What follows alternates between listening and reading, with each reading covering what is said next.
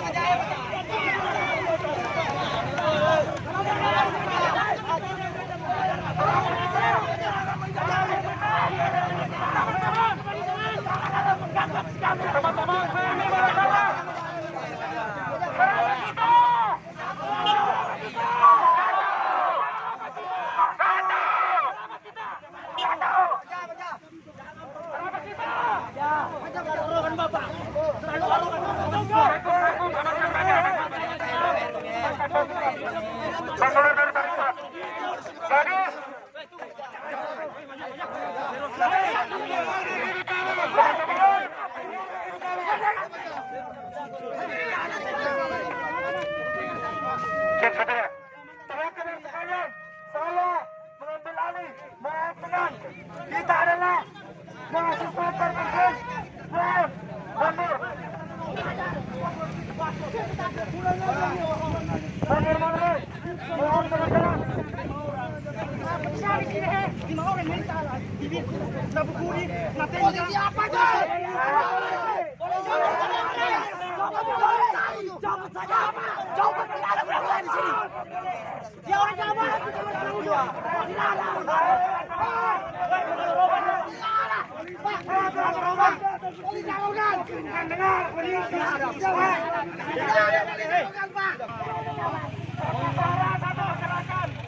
Dan kita tangkap adalah ketidakadilan kemudian dilakukan oknum Kapolres Polman terhadap salah satu kader himpunan mahasiswa Islam.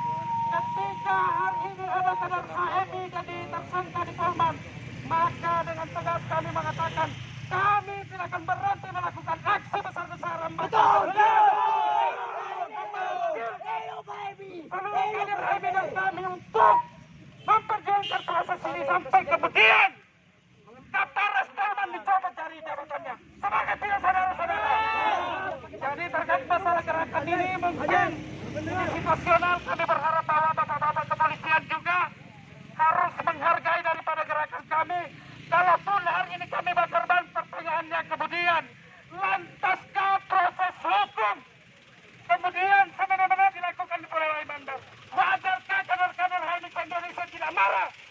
Kami adalah korban. Kami didatangi, seharusnya mereka yang hadir semua yang ingin membubarkan kegiatan LK2 ini di Polman harus ditersangkakan.